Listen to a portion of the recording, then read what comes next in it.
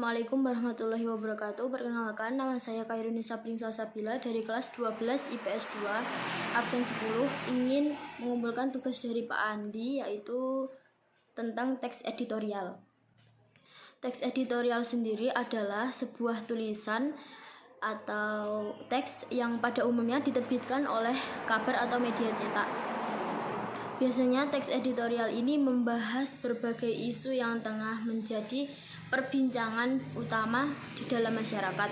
Terdapat 3 poin penting dalam teks ini, yaitu yang pertama isu, yang kedua argumentasi, dan yang ketiga adalah penegasan ulang. Berikut teks editorial yang saya gunakan, yaitu berjudul Ironi Pendidikan Kejujuran versus Kecurangan.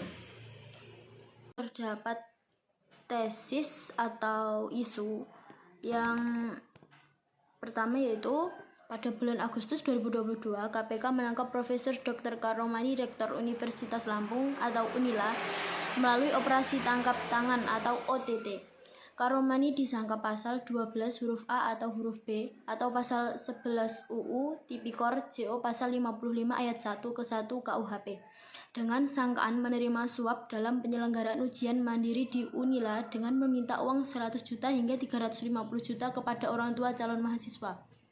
Itu terdapat argumentasi. Menurut penulis, ada 3 faktor penyebab korupsi di lingkungan kampus penerimaan mahasiswa melalui jalur mandiri, yaitu pertama, proses pemilihan rektor di perguruan tinggi negeri PTN yang tidak jauh berbeda dengan pemilihan pejabat negara.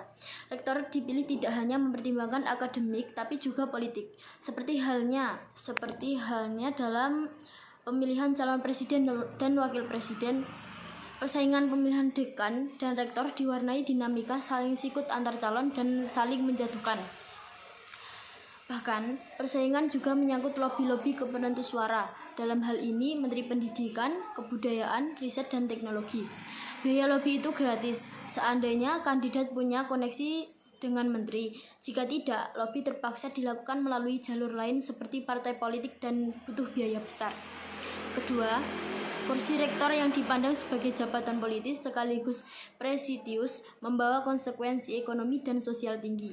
Demi menjaga gengsi, rektor biasanya memberikan sumbangan besar di atas rata-rata ke dosen atau relasi yang menyelenggarakan suatu acara. Padahal, gaji rektor sangat terbatas, namun di saat bersamaan harus memenuhi kebutuhan untuk membangun relasi. Dan yang ketiga, penetapan nilai yang kurang transparan menjadi salah satu kelemahan yang bakal diperbaiki dan juga akan lebih ketat dan transparan dalam pemilihan rektor. Pemanfaatan biaya jalur mandiri harus jelas. Praktik korupsi di dunia pendidikan tentu sangat ironis karena lembaga pendidikan yang seharusnya mengajarkan nilai-nilai kejujuran, keadilan, dan anti korupsi justru dinodai untuk keuntungan pribadi. Kasus suap ujian mandiri di perguruan tinggi negeri ini pastinya akan membatasi akses calon mahasiswa yang berprestasi namun lemah secara ekonomi. Perbaikan sistem seharusnya tidak mengganggu momentum adanya kasus korupsi. Gejala ini harusnya dapat diprediksi lebih dini dengan melakukan pengawasan dan evaluasi yang berkala. Dan yang ketiga, yaitu terdapat penegasan ulang. Beberapa perbaikan yang harus dilakukan adalah dengan menciptakan iklim kampus yang transparan dan demokratis. Selain itu, kampus harus memikirkan sistem pendanaan lain yang tidak membebani mahasiswa dengan biaya kuliah yang tinggi. Kasus suap UNILA membawa suasana pendidikan di Indonesia kurang bagus karena efek jalur mandiri yang minim pengawasan. Namun, jika sistem yang dibangun kurang transparan, pasti berpotensi penyelewengan, apalagi lembaga pendidikan memiliki peran yang sangat penting bagi pemberantasan korupsi di Indonesia. Karena melalui lembaga pendidikan tinggi, ilmu hukum pembentukan karakter setiap orang untuk anti korupsi dapat dilakukan. Untuk itu, upaya peningkatan ilmu keutuhan menjadi sangat penting. Semoga kasus korupsi di Indonesia berkurang, apalagi di dunia pendidikan yang seharusnya mencerminkan nilai budi pekerti yang baik.